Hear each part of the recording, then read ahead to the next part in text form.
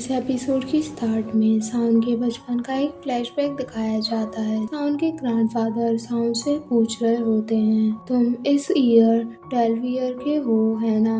वहीं एक पर्सन उन्हें ग्रेट कर रहा होता है। साउन उन्हें देखकर सोचता है, ये ओल्ड मैन जब भी आते हैं मुझे इसी तरह देखते हैं जैसे कि वो मुझे अच्छी तरह जानते हों। फिर साउन उस आदमी से पूछता है, डैड, वह बूढ़ा आदमी आने से पहले हर बार क्या फेंकता है? वो आदमी कहता है, ज्यादा उत्सुक मत हो। साउन थोड़ा झुककर स्माइल करते हुए कहता है, डैड। वो पर्सन कहता है, मैंने तुमसे कितनी बार कहा है मुझे डैड मत कहो, मैं तुम्हारा डैड नहीं हूँ। साउन सोचता है, मैं वैसे भी आपके साथ यहाँ पर रहता हूँ, अगर आप मेरे साथ थोड़ा बेटर ट्रीट करेंगे तो मुझे कोई परेशानी नहीं होगी। फिर हम उन्हें एक साथ देखते हैं। साउन के ग्रैंडफादर के साथ एक बच्चा होता है। ग्रैंडफादर बताते हैं, यह 10 का नेफ्यू है।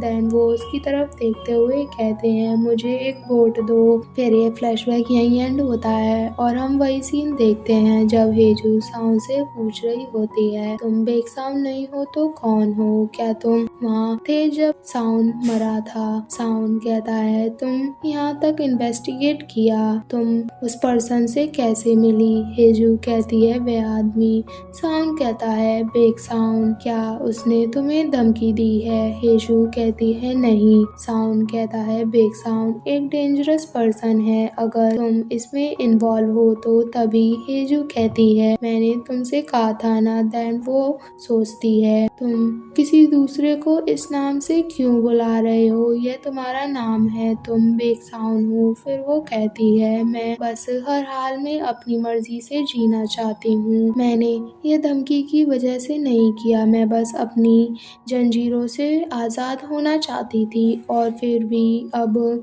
तभी साउन कहता है, अगर मैं सांग्यो को सब कुछ बता दूँ तो क्या सब कुछ बदलेगा?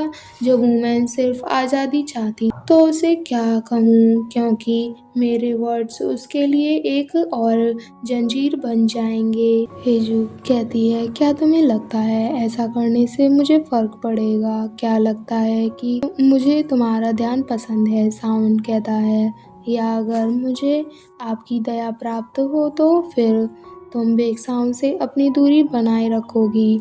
हेजू कहती है, तुम अभी सिर्फ उन शब्दों को सुनना चाहते हो। साउन कहता है, हाँ, जब बेक साउन मरा था मैं वहीं था, बेक साउन डूब गया और मैं वहीं खड़ा रहा, मैंने उसे स्टार्टिंग से एंड तक देखा। हेजू चिल्लाकर कहती है, स्टॉप इट। साउन कहता है, सांग्यो को, क्या आपके पास मुझसे कहने के लिए कुछ नहीं है? मेरे लिए सांग्युक के साथ कनेक्ट होने का मूवमेंट किसी भी चीज़ से ज़्यादा इम्पोर्टेंट है, इसलिए मैं उसे पॉसिबल तरीके से ढूंढूंगा। हेजू रोते हुए कहती है, तुम सच में बास्टर्ड हो। फिर वो फोन को फेंक देती है। वो सोचती है, सोचा था मैंने भागने के लिए फिश टैंक तोड़ दिया, लेकिन पता चला कि मैं अभी भी वहीं फंसी हुई थी। डैड, मुझे बताओ, क्या आपको भी ऐसा फील हुआ? क्या आपने भी एंड तक सहन किया और फिर टूट गए? क्या मेरा भी एंड आपके जैसा हो जाएगा? हम सुबह का सीन देखते हैं।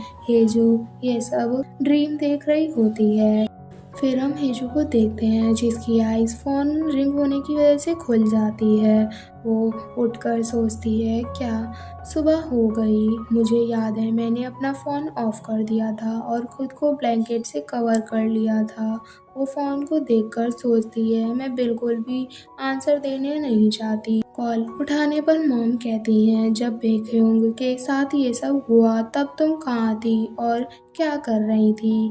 बेक उस तरह का पर्सन नहीं है जो कि किसी की इतनी केयर करे। हेजू उस आर्टिकल को हैरानी से देख रही होती है जिसमें स्पूक्स पर्सन साउन का किसी और वुमेन के साथ अफेयर बताया जाता है और इसे पब्लिश ईना ने किया था। वो इसे देखकर हैरान हो जाती है। मॉम कहती हैं, ईना, वह कुलीग क्या सोच रही थी? उसने ऐसा क्यों किया? क्या तुमने सुना? तुम सब लोग बहुत गुस्से में हैं। हेजू फोन को रखकर सोचती है, पहले मुझे उसे देखना होगा। सीक्रेट लवर यह मैं हूँ। मैं नहीं चाहती कि बेकसाउंड ऐसा बने। मुझे उससे मिलना होगा। मुझे पूरी बात समझानी है। ये सोचते हुए वो रूम से बाहर आती है तो साउंड बाहर होता है। साउंड हेजू से पूछता है, क्या तुमने उस आर्टिकल को पढ़ा? सॉरी, लेकिन वह सच है। हेजू सोचती है, ऐसा हो गया, हमारा डिवोर्स हो गया। तुम सांग्युक को ढूंढने जा रहे हो तो हम क्या थे? ये सोचते हुए वो साउंड के पास आ जाती है और उसका कॉलर पकड़ लेती है और रोते हुए सोचती है, मैंने सोचा कम से कम मेरे लिए तो एक जगह होगी। फिर वो अपने आप से कहती है, होंग हेजू कुछ तो बोलो, अब बात करने का समय है, कुछ तो कहो। वह कुछ कह नहीं पाती तो साउंड कहता है, ठीक है, कुछ मत कहो, खाना मत छोड़ना, हमेशा स्ट्रेंजर्स से सावधान रहना, चाहे कंट्री में हो या अब्रॉड में, जहाँ जाओ वहाँ रहो, चेक करना तुम्हारा अकाउंट। चेयरमैन होंग और मॉम इग्नोर करें और डैड की केयर करने की ज़रूरत नहीं है। अब से सिर्फ अपने बारे में सोचना। जब तुम 30 इयर्स की हो जाओ तो एक अच्छा हैंडबैग और शूज़ खरीदना। 40 इयर्स में एक डॉग खरीदना। जब तुम 50 की हो जाओ थोड़ा गाना। शायद तुम्हें नहीं पता लेकिन तुम बहुत अच्छा गाती हो। 60 की एज में सैड मत होना, अपना एक पोर्ट्रेट बनाओ। 70 में किसी के साथ खाना खाना याद रखना। जब तुम 80 की हो जाओ तो केयरफुल रहना कि बीमार ना पड़ो।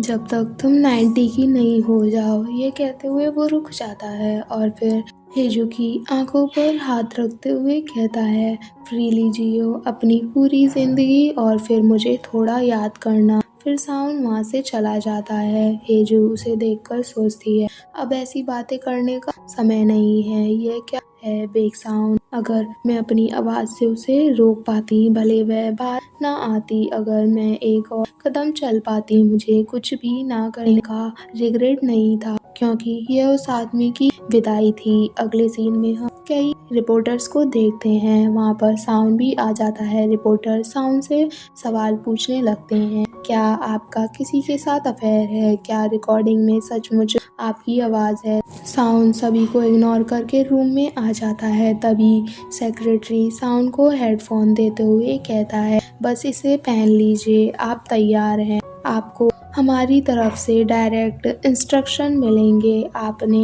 ऐसा क्यों किया? साउंड कहता है, पाक डोजी, तुम यूनिवर्सिटी डेज से ही क्लासेस, कॉन्फ्रेंसेस और एक्सटर्नल एक्टिविटीज अटेंड करते रहते थे। हमेशा केवल तुम और मैं ही हैं जो एक दूसरे से मिलते हैं। फिर वो हेडफोन लेकर कहता है, तुम्हें क्या लगता है मैंने तुम्हें अपना प्राइवेट असिस्टेंट क्यों बनाया? मैं अपने पीछे जो कुछ भी होता है उसे कंट्रोल करना चाहता था। एक असिस्टेंट को थिएटर में जाकर रिपोर्टर को गाइड करना चाहिए। अगर तुम ऐसा करने जा रहे हो तो बेक जंग-हो की डॉक्यूमेंट्री को देखो। इस पूरे समय तुम हार्ड वर्क किया। फिर वो थिएटर में चला जाता है और कहता है, हेलो, मैं बेकसाउंड। तभी उसका हेडफोन में किडनैपर की आवाज़ आती है। किडनैपर कहता है, क्या तुम्हें सुनाई दे रहा है? साउंड हैरान हो जाता है। किडनैपर कहता है, तुम सच में इम्प्रेसिव हो। कोई है एक ऐसा व्यक्ति जो कभी गार्बेज खाकर बच गया। बेकसाउंड सचमुच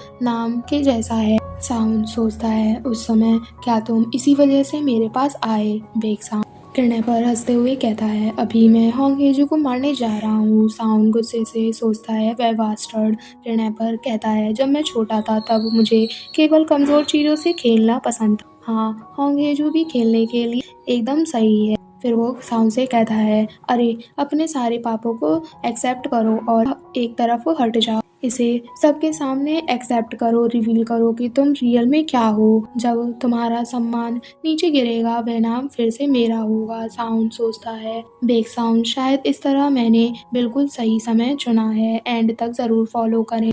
देन वो कहता है, प्रेस कॉन्फ्रेंस अब से शुरू होती है और वो सोचता है वह दिन बेकसाउंड नाम एंड होगा। यहाँ पर ये सीन कट होता है और वही फ्लैशबैक कंटिन्यू होता है। साउंड नदी में बोट को देखकर सोचता है, सूटकेस पहले ही फेंक दिया गया है, क्या मुझे इसमें कुछ पत्थर डालने चाहिए। फिर साउंड के ग्रैंडफादर कार में चले जाते हैं। इसके थोड़ी देर बाद हम साउंड को देखते हैं जो सो रहा होता है। तभी उसे बाहर से किसी के चिल्लाने की आवाज़ आती है। वो बाहर जाकर देखता है तो वहाँ ग्रैंडपा एक बच्चे को पानी में डुबा रहे होते हैं। साउंड उनसे कहता है, ग्रैंडपा आप क्या कर रहे हैं। ग्रैंडपा कहते हैं, मुझसे दूर रहो। फिर वो उस बच्चे को डुबाने लगते हैं और बच्चा हेल्प के लिए चिल्ला रहा होता है। तभी साउंड ग्रैंडपा के पास आकर उनका हाथ पकड़ लेता है और कहता है, स्टॉप इट। लेकिन ग्रैंडपा साउंड से कहते हैं, बीच में मत आओ, इस मॉन्स्टर को जल्द ही डिस्ट्रॉय कर देना चाहिए, यह हर किसी के लिए केवल एक रास्ता है। फिर वो बच्चा डूब जाता है। ग्रैंडपा साउंड से कहते हैं, पहले तो यह एक कैट थी।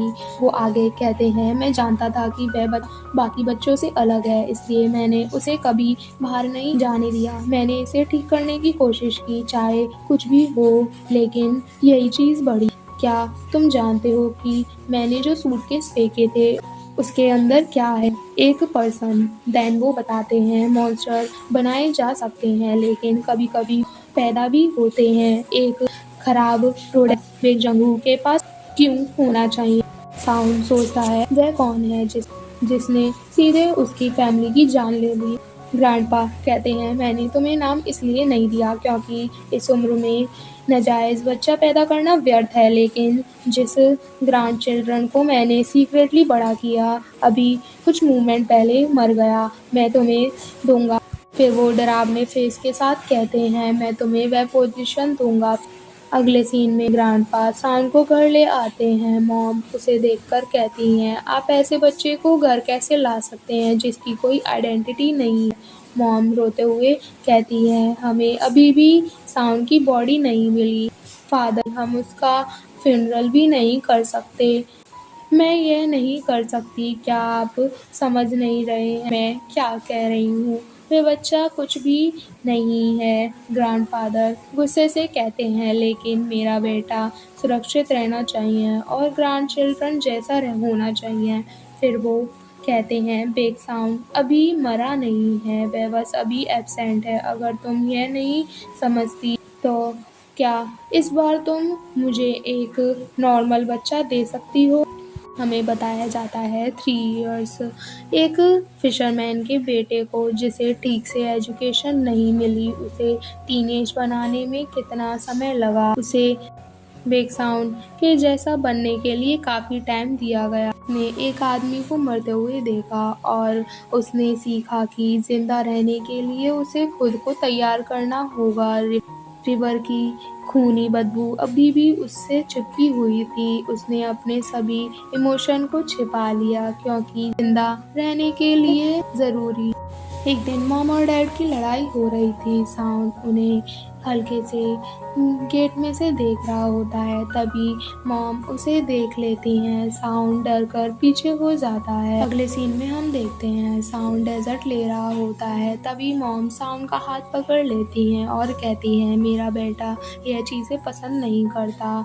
अगर तुम मेरे बेटे जैसा बनना चाहते हो तो इसे सहन करो। जियो या मरो, तुम्हें अपना स्थान बनाए रखना होगा। फिर दोबारा से हमें बताया जाता है वह घर साउंड के लिए जेल है। यहाँ कोई चॉइस नहीं है और वह अपने डिसीजन भी खुद नहीं ले सकता। तभी साउंड बाहर जा रहा होता है कि उसे अपने ग्रैंडफादर की आवाज़ आती है। वो फ़ोन पर कहते हैं, उस फिश पकड़ने वाली जगह से छुटकारा पाओ, अब छिपाने के लिए कुछ नहीं बचा है और सांगू पहले ही भाग गया है, अभी तक कोई निशान नहीं है।